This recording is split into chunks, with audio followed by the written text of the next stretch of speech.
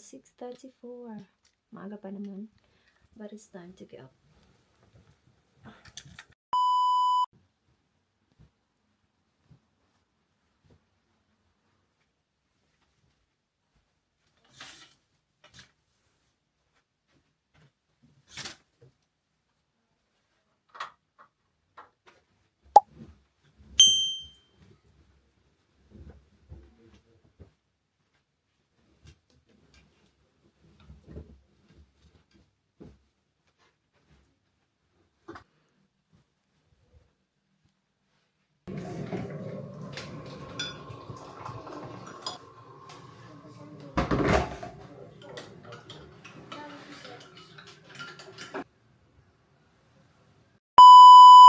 Good morning! Magsi 7:30 pa lang. Hugasan ko muna to. Si Kira nasa sala. Gising na din siya.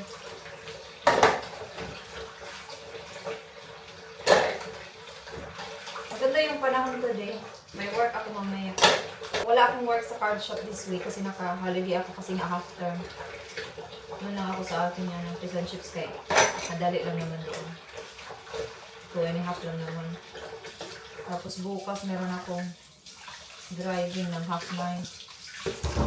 So punta muna doon si Kira sa kanyang lola. Gusto ko magprito ng saging. Yung plantain ba? Nagpapili kasi ako kay kahapon sa sa Brighton. Magluto kaya ako. Napansin nyo ba yung microwave o? Nilipat ko na naman doon kagabi. Wala lang. Nag-board ako kagabi. So, nilinis ko yan dyan. Pinunasan ko. Nilipat ko sila. Sabi nga, Didip, oh, lipat na naman. Sabi ko, wala naman sigurong bayad yung renta nila, no? Kahit magpalipat-lipat sila dyan. Kira kumakain. Gusto ko sanang pumunta sa Eastbourne after work. Pero iwan ko kay Kira. Baka bukas na lang. Kasi after ko mag-driving, sabi ko pupunta kami sa Eastbourne. Yun talaga yung plan namin. Or sa Friday kasi wala akong pasok sa Friday. Dito ako ng saging. Kunin ko muna. So ito yung binili ni Dave kahapon. 3. So mag-prito ako ng isa. Si mother-in-law ko ba, in 2 weeks time, meron siyang surgery sa kanyang tuhod. Mga 4 weeks daw siya hindi makakalakad ng maayos. So, ewan ko. Hindi pa namin alam kung anong oras yung appointment niya sa sa 10th ata yung June 10. Pero hindi pa niya alam kung anong oras. Kasi may appointment daw siya sa Monday. By the way, may appointment ako sa Monday sa aking talinga ba. 10 to 10 yung aking appointment.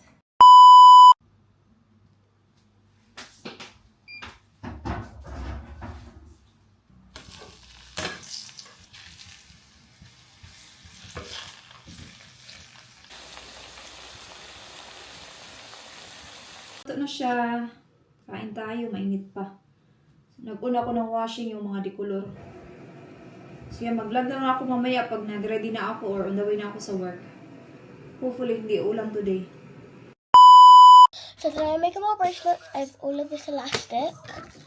And then I also, so those are all of my elastics. So look, 1, 2, 3, 4, 5, 6. That's a lot. My favourite one is this one. And I'm making the rainbow slush order. But nobody's ordered my rainbow slush. Rainbow slush is like, you get, it depends on how much you pay, it depends on how many bracelets you get from. So, in the rainbow slush, if you pay £2, you'll get 2 bracelets. Okay, anyway, let's do this bracelet. It's all mixed up, so we need to sort them into colours once again. I hate sorting them into colours. A plate. Put all of these in here. Let's buy a coffee, please. maker. This would work with this, but it only works really sharp. So, like metal has to be sharp.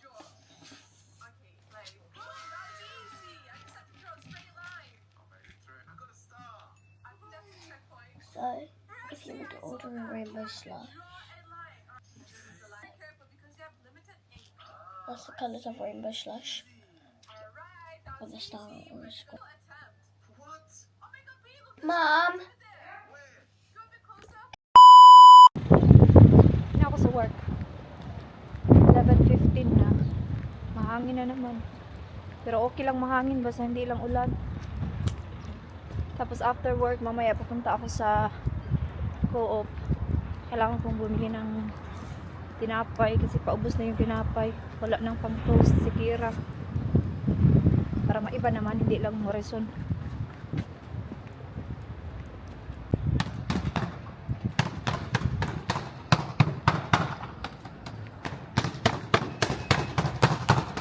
Dito na ako sa labas. Ang ganda ng bahay na to, bay. Pag meron kang farm, pag meron kang area sa bahay nyo or sa gilid nyo, dito. Maliit lang siya. Back! Hindi ako nag-vlog kanina sa work. Hindi naman masyadong busy. So, pupunta na ako ngayon sa Co-op. Tapos, next na shop sa Co-op. Kasi bibili ako ng munggo. It's been a while. Meron kasi silang mga munggo doon. Sa Morrison kasi naubusan na daw. Balik-balik ako sa Morrison ilang beses na. Wala silang munggo. So, itry natin dito. Lapit lang naman to sa work. Alam niyo ba dati, nag-work ako dyan. Boots.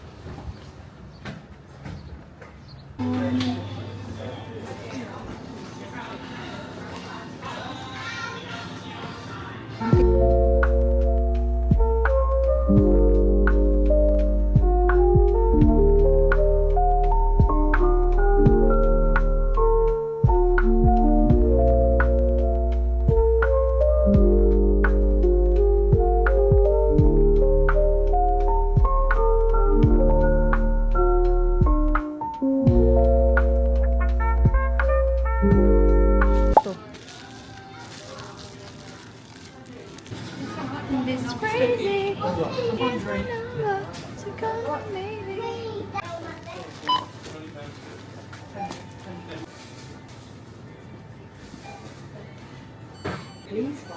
Please follow the Please wait while we process your pay.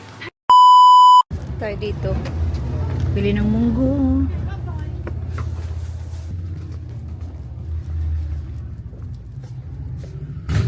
Hi there. Yan. Yung mga beans. Na ako. $2.99. Organic siya. Meron namang hindi organic, pero parehas lang kasi sila ng presyo.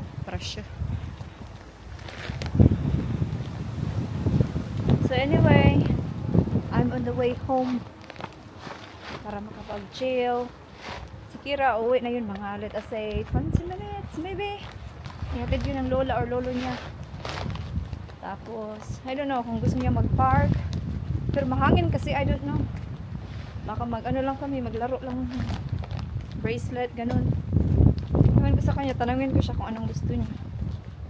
Sabi ng babae, ano daw yung hawak ko? Sabi ko, doon kanina sa, binilan ko ba ng mang beans.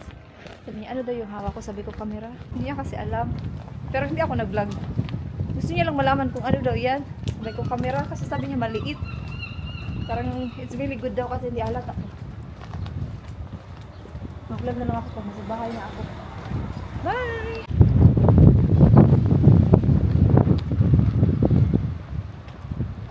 Grabe ang asong laki. Nandito na naman tayo sa CR ngayon. Dahil meron akong time at na-bored ako, maglinis tayo ng CR. Ito yung gamit ko. Di ba katatapos ko lang nag-work, may energy na naman. Nakapagkapi na kasi ako kaya ng energy. So gusto ko lang i-scrub ito, tapos ito. Yun lang yung gagawin ko. Ganun lang natin. Tapos dito.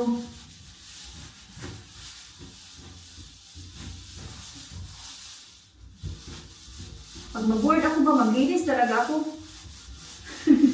Pag makita to ng mama ko, sasabihin na naman niya na mag-relax daw ako. Ganito naman talaga. Hindi talaga ako mapakali. Pag wala akong ginagawa, naglilinis. Wait, babe. Wait lang. Wait lang. For thumbnail. Para sabihin.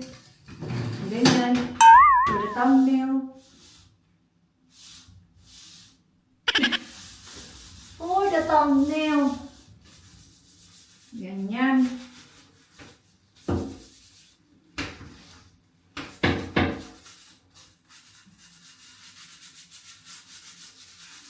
Sabi ni mother-in-law kanina, punta daw siya sa simbahan sa Friday. Tapos gusto daw ni Kirang sumama. Kasi si mother-in-law, tumutulong yan siya pag naglilinis doon sa simbahan. So si Kira daw gusto daw sumama doon sa Friday, mga 9 ata. Sabi ko, okay. So sa Friday morning, mag-grocery shopping na lang ako, no? Para wala dito si Kira, mayroon din akong gagawin. Pasain natin konti.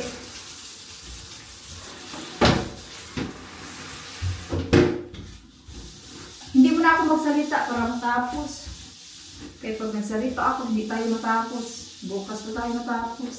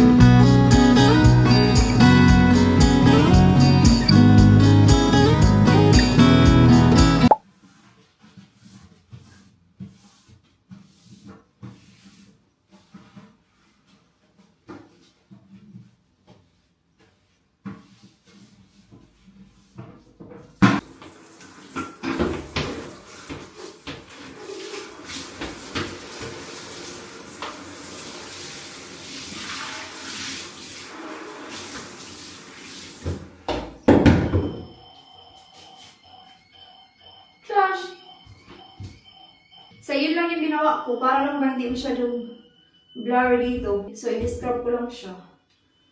Yeah, yan lang. Tapos, ano lang ako dito, nag-disinfect. Hindi naman kailangan everyday talaga mag-deep clean. Pero, importante ba, malinis mo siya kahit ganito lang, papunas-punas lang everyday. Kasi nga, at the end of the week, malaki talaga yung kaibahan pag, ginagawa mo yung mga maliliit na bagay. Kaysa, every week ka naglilinis. So anyway, yun lang. Mag-chill na talaga ako, guys. Bye! So next time, ayusin natin yan dyan. Kasi wala akong time talaga maglinis today kasi hapon na. Yan lang. Ito lang talaga yung gusto kong linisin para, kasi na ano na siya, parang hindi na siya maganda tingnan. So at least na okay na siya, diba? Iba kanina.